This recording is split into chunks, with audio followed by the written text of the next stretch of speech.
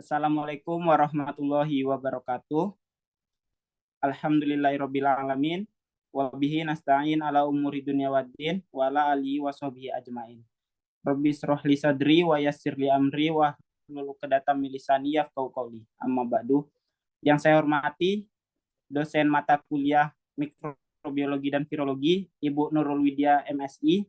Perkenalkan, kami dari Universitas Muhammadiyah Sumatera Barat, Fakultas Farmasi angkatan 2022. Di sini kami akan mempresentasikan tugas mikrobiologi dan virologi kami yang berjudul orthomyxovirus, paramyxovirus, dan juga reovirus. Kami beranggotakan 7 orang, yaitu saya sendiri Muhammad Yusuf Kurniawan sebagai presentator dan juga sebagai moderator. Selanjutnya 6 teman saya yaitu Safa Fresya Wulan Abdillah sebagai presentator kedua, Mutia Rahmi sebagai presentator ketiga, Siti Ambar Julia sebagai presentator keempat, Novia Ayusa Fitri sebagai presentator kelima, Karisma Fitri Diandika sebagai presentator keenam, dan Sri Rahmawati sebagai presentator ketujuh. Baiklah, langsung saja kita masuk kepada materinya.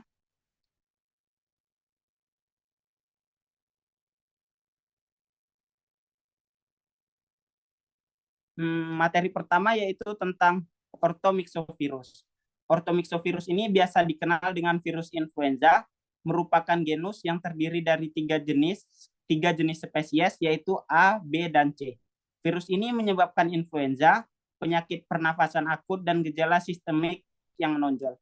Pneumonia dapat berkembang sebagai komplikasi dan berakibat fatal, terutama pada orang lanjut usia yang memiliki penyakit kronis. Virus tipe A menyebabkan epidemi berkala di seluruh dunia atau yang dikenal dengan pandemi. Baik tipe A dan tipe B menyebabkan epidemi regional dan lokal yang berulang. Baiklah, materi selanjutnya akan dilanjutkan oleh Safa. Pada Safa dipersilahkan. Baiklah, selanjutnya ada epidemiologi dari virus tersebut. Influenza yang melibatkan semua kelompok umur terjadi setiap musim dingin. Pandemi di seluruh dunia muncul secara tidak teratur.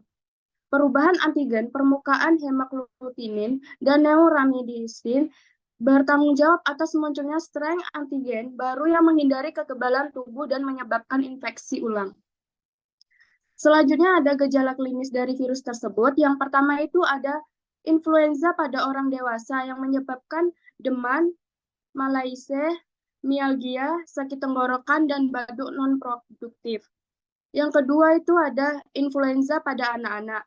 Penyakit akut yang mirip dengan orang dewasa, tetapi disertai demam tinggi, sakit perut, muntah, otitis media, myositis, dan croup. Yang ketiga ada komplikasi pneumonia virus primer, pneumonia virus sekunder, komplikasi neurologis seperti sindrom Guillain, Barré, ensefalopati, dan sindrom Reye. Selanjutnya ada diagnosa pada virus tersebut. Diagnosis dapat ditegakkan berdasarkan gejala yang muncul, khususnya jika sedang terjadi epidemi influenza. Diagnosis pasti bergantung pada deteksi virus atau peningkatan titer antibiotik. Selanjutnya ada reservoir sumber dan penularan infeksi pada virus tersebut. Manusia yang terinfeksi adalah reservoir utama infeksi virus influenza A. Sekresi pernafasan orang yang terinfeksi merupakan sumber infeksi yang sangat penting. Virus ini dikeluarkan melalui sekret pernafasan secara segera sebelum ditimbulkannya penyakit selama 3-4 hari setelahnya. Baiklah, selanjutnya akan dilanjutkan oleh Mutia Rahmi. Kepada Mutia Rahmi dipersilahkan. Baiklah, materi selanjutnya yaitu apa itu paramyxovirus. Introduction dari paramyxovirus seiring dengan perkembangan dan penggunaan vaksinasi dan obat-obatan, kejadian penyakit serius akibat paramyxovirus telah sangat menurun. Namun terlepas dari ketersediaannya, meningkat kebebasan dan pilihan untuk menerima pengobatan sebelum dan atau sesudah pasca paparan. Kasus-kasus tersebut telah meningkat bahkan di negara-negara maju. Pengembangan vaksin yang efektif untuk beberapa spesies paramyxovirus masih dalam proses campak dan rubella ditargetkan untuk dieliminasi di 5 wilayah berbeda Organisasi Kesehatan Dunia atau WHO pada tahun 2020. Teman-teman dapat melihat inilah gambar penyakit dari paramisovirus. Baiklah, materi selanjutnya akan dilanjutkan oleh rekan saya Siti Ambar Julia.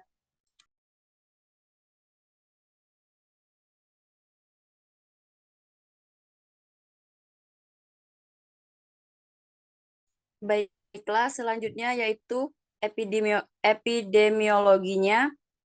Di seluruh dunia diperkirakan bahwa campak menyebabkan 2,6 juta kematian sebelum imunisasi.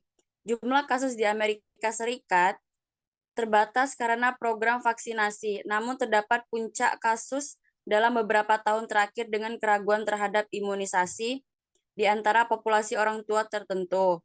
Ini adalah penyakit yang dilaporkan di Amerika Serikat dan sebagian besar negara di dunia. Gejala klinisnya yaitu virus campak adalah penyakit virus akut yang sangat menular dan ditandai dengan demam, konjungtivitis, dan bintik koplik yang patognomonik. Ini adalah salah satu dari 5 penyakit eksantema klasik pada masa kanak-kanak. Baiklah, materi selanjutnya akan dilanjutkan oleh saudari saya, Novia. Kepada Novia dipersilahkan. Baiklah, selanjutnya antigen dan genom.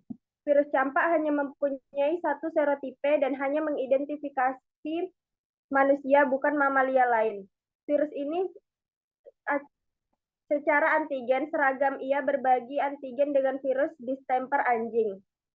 Yang pertama, patogenesis campak virus ini memulai infeksi dan bereplikasi secara lokal di sel epitel, trakea, dan bronkial saluran pernapasan. Kedua, kekebalan tuan rumah. Campak menyebabkan imunosuspensi yang ditandai dengan penurunan eosinofil dan limfosit dan penurunan responsnya terhadap aktivitas motogen.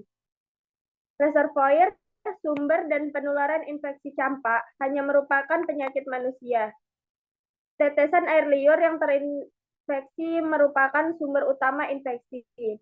Panen penular mulai dari 3 hari sebelum timbulnya penyakit sampai timbulnya ruam.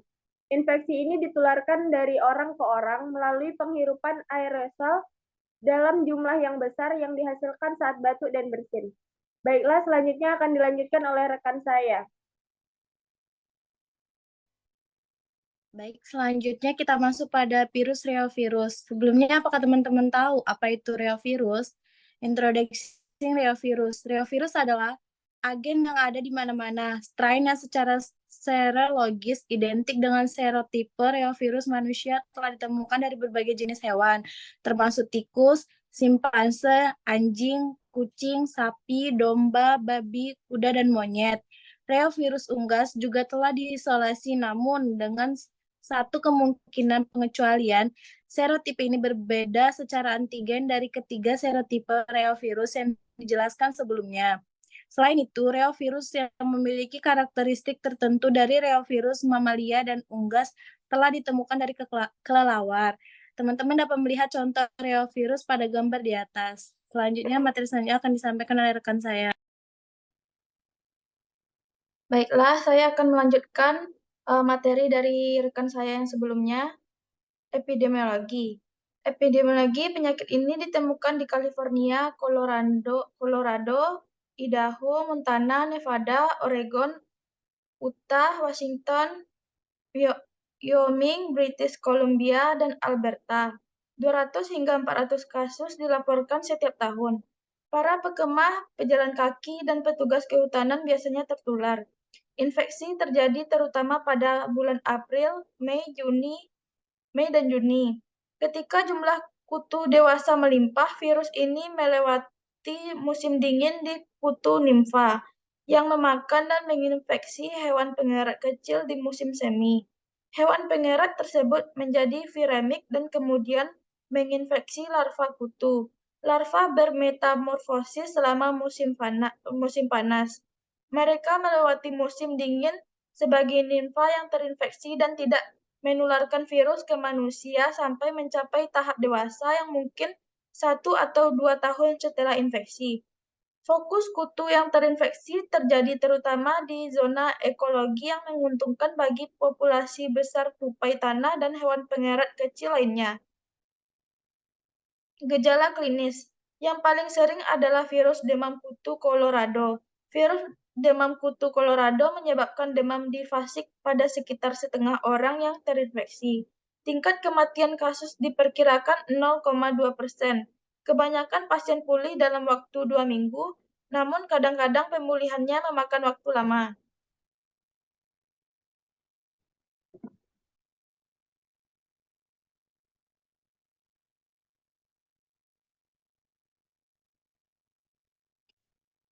Diagnosis lab dan kerentanan pada reovirus itu apa sih? Yang pertama, diagnosis lab. Yang pertama, spesimen. 2, mikroskop. 3, deteksi antigen langsung imunoasai enzim.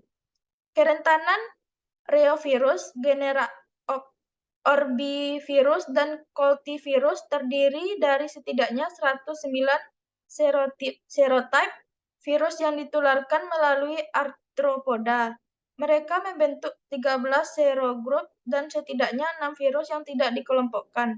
Polipeptida reaktif kelompok utama adalah P7 yang bereaksi secara luas melalui uji fiksasi komplemen.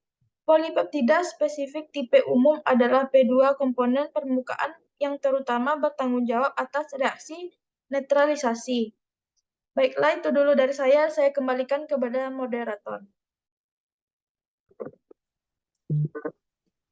Baiklah, sekian materi dari kelompok kami.